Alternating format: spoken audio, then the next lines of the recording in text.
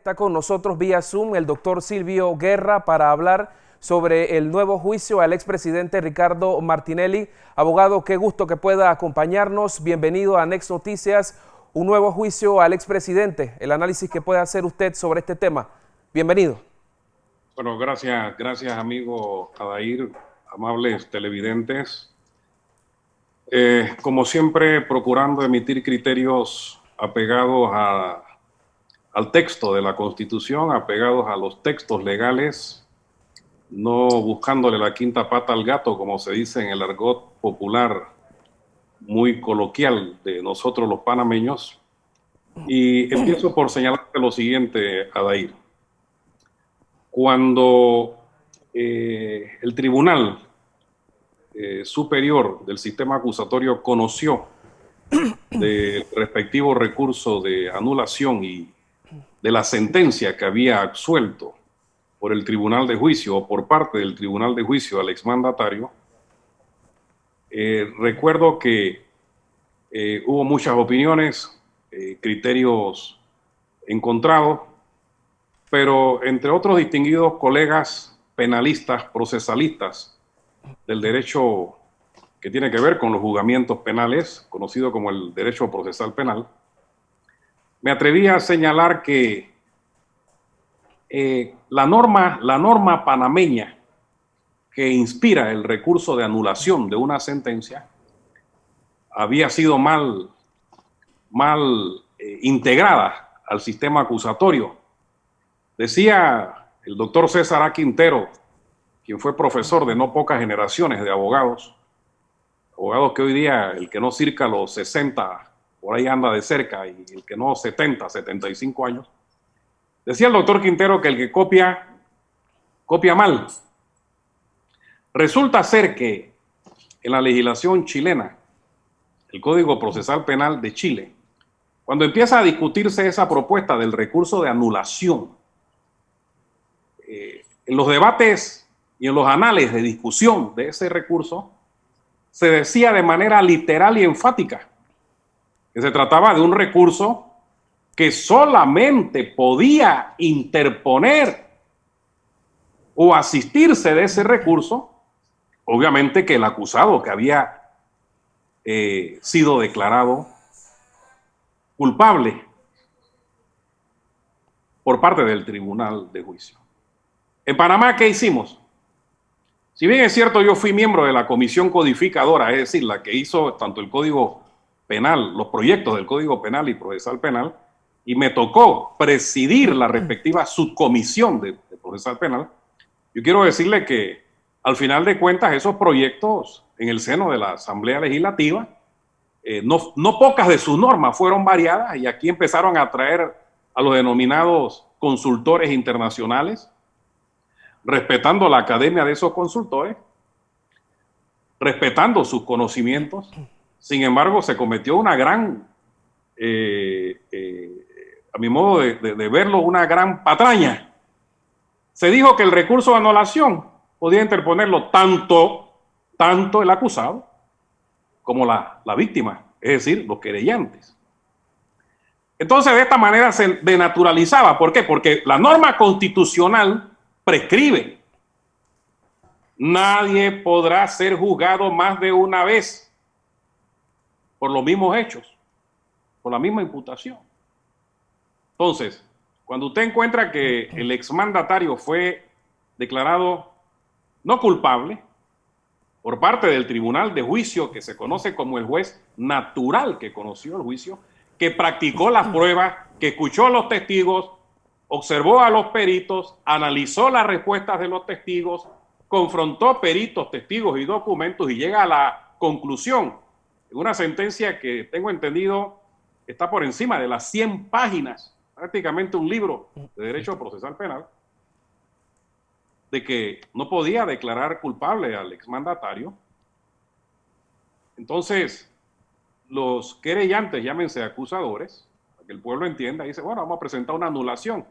E inmediatamente lo que surge a la mente de la inteligencia de los juristas es, ¿y qué sucedió con la prescripción de rango constitucional del non bis in idem latinazgo que significa prohibición del doble juzgamiento. Entonces, no solamente el doble juzgamiento, aquí viene una cuestión que se llama la certeza del derecho y el principio de la seguridad jurídica que emana de fallos y sentencias de los tribunales. Imagínense, usted me pregunta, el nuevo juicio. La pregunta es, ¿será realmente un nuevo juicio? Cuando usted habla de la palabra nuevo juicio, usted está hablando prácticamente de algo que es novedoso. Nuevos elementos subjetivos, es decir, nuevos elementos personales, nuevos elementos probatorios, nuevos elementos relativos a hechos en sí. Entonces, no es cierto que haya un nuevo juicio. Empecemos por aclarar ese concepto pervertido de nuevo juicio. No es un nuevo juicio. Es la repetición inconstitucional, violatoria de garantías consagradas en el Pacto de Derechos Humanos, llamado como la Convención de San José de Costa Rica, que prescribe el non bis idem, como lo prescribe la Constitución panameña. Entonces, repito esto de nuevo juicio, mi querido periodista, vamos a ponerlo ahí entre comillas porque no es cierto. Pero veamos entonces la realidad que habrá de enfrentar el exmandatario y habrá de enfrentar sus abogados. Van a enfrentar los mismos testigos que desfilaron en el juicio anterior. Los mismos peritos. Serán evacuados y analizados los mismos documentos. Nada va a variar. La pregunta es, si esto fue así, ¿cuál es la lógica de un nuevo juzgamiento en donde el acusado resultó ser declarado no culpable? Decía mi maestro rosarino, el doctor Adolfo Alvarado de Belloso, y esto es importante que yo lo diga aquí. Mire, cuando aquí existía y aún existe lo que queda de remanente del viejo sistema inquisitivo, en donde los jueces decían, le ordeno al fiscal ampliar las investigaciones. Entonces, decía el maestro Alvarado de Belloso, si un juez tiene una investigación y esa investigación no es suficiente, que no arroja elementos para determinar participación criminal o la responsabilidad penal del acusado, ¿por qué el juez ordena la ampliación? Decía Alvarado Belloso, la ampliación es para que el fiscal se fortalezca y venga, ¿qué? Palabra más, palabra menos, dicho panameño, a hundir al acusado. Lo mismo pasa acá. ¿Usted cree que si ya se analizó cada medio probatorio, sea testigo, sea perito, sea prueba documental, cualquiera? Ahora vamos a llegar a la premisa entonces de que los integrantes del tribunal de juicio van a llegar a otra conclusión. Entonces, aquí hay una ilogicidad que trasunta por una lectura de inconstitucionalidad y toca a la Corte, que ya tiene unas acciones constitucionales, tengo entendido, por parte de abogados, delimitar este concepto, señor periodista. Tiene usted la próxima pregunta, si a bien tiene. Doctor, el expresidente Martinelli desde inicios de este caso pues también advirtió la falta de una imputación, en este momento también lo que usted advierte de un posible doble juzgamiento, de una violación a la Carta Magna, a la Constitución de nuestro país, todo lo que ocurrió durante esos actos de audiencias con testigos, pues que el mismo tribunal declaró como dudosos sus testimonios, el tema también de las pruebas o manipulación de esas pruebas. ¿A quién le toca corregir este error? Mira, estamos hablando de una cuestión que en derecho procesal, conforme al sistema acusatorio panameño, denomínanse nulidades de carácter sustancial o nulidades constitucionales. Son nulidades constitucionales aquellas actuaciones que en el curso de un procedimiento, de una investigación o de un proceso, pugnan, violentan las normas de la Constitución Nacional. Y todo esto tiene que ver con un concepto del cual mucho se habla, poco se aplica y poco se sabe, a excepción de algunos muy ilustres procesalistas del seno patrio, como es el doctor Arturo Hoyos, 2 veces presidente de la Corte Suprema de Justicia, que tiene una obra tipo monografía, pero no por ser monografía no menos enjundiosa, sobre el debido proceso. El debido proceso está reconocido hoy por hoy en la jurisprudencia interpretativa de la Corte Interamericana de Derechos Humanos como un derecho humano, mi querido periodista. Entonces, la Corte tiene que hacer lectura de todo esto. Obviamente que si los abogados van a alegar nulidades frente al tribunal de juicio que se habrá de integrar para la repetición del juicio, no para el nuevo juicio, los jueces van a decir que ya esas etapas procesales fueron superadas. Entonces será cuestión de las respectivas acciones, tipo amparos de garantías, básicamente, que se gesten a nivel de las instancias que deban por ley conocer, verbigracia, el Pleno de la Corte Suprema de Justicia. Entonces, estos temas de que no hubo imputación, yo pienso que son escenarios que, aunque no fueron superados con el juicio del que resultó no culpable, al menos sí se vieron superados por lo que el tribunal de juicio arribó, que los elementos de prueba indicaban que no se había cometido el delito por el cual el exmandatario Martinelli había sido juzgado. Y con esto quiero señalarte algo adicional.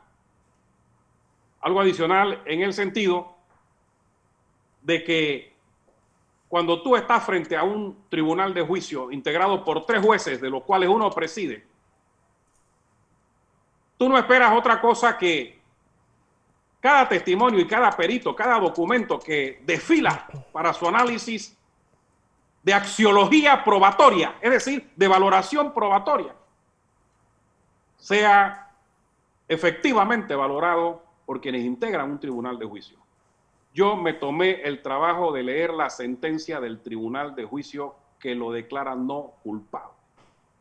Y déjeme decirle, no soy de regalar gratuitamente flores, ni rindo flores por hipocresía ni por jactancia. Por el contrario, mérito al que lo tiene.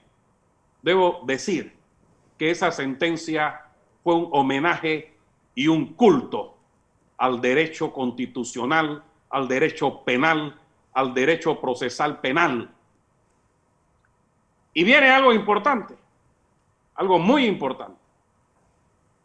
Y es que se está hablando de repetir un juicio en donde, hasta donde yo he analizado, el hecho ya está prescrito, señor Adair.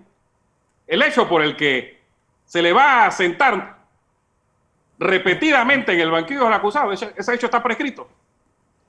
Harto prescrito. Entonces yo no sé de qué estamos hablando, si es que aquí estamos atravesando una especie de malformación de las instituciones jurídicas del proceso panameño, o qué es lo que está sucediendo, ¿no? Pero agradezco la consulta o la entrevista periodística que usted me hace, pero quiero concluirle, si usted tiene a bien, con lo siguiente. Mire, el debido proceso es algo que se le viene también violando también al panameño de a pie, también al panameño de la calle, al hijo de la cocinera. Entonces, aquí no puede ser cierto que haya debido proceso para unos y debido proceso para otros. Para si el juez te ve bien, debido proceso, y si el juez te ve mal, malísimo proceso. Eso no puede ser. Debe respetarse la igualdad de todos ante la ley. A un proceso, diría alguna jurisprudencia de la Corte Interamericana de Derechos Humanos y del Tribunal Europeo de Derechos Humanos, a un proceso justo que le garantice todas las libertades de una defensa apropiada, legítima, ante su juez natural. Doctor Guerra, muchas gracias por la docencia a esta hora para la audiencia de Next Noticias. Pase usted buenas noches. Hombre, para servirle. Dios bendiga a la patria.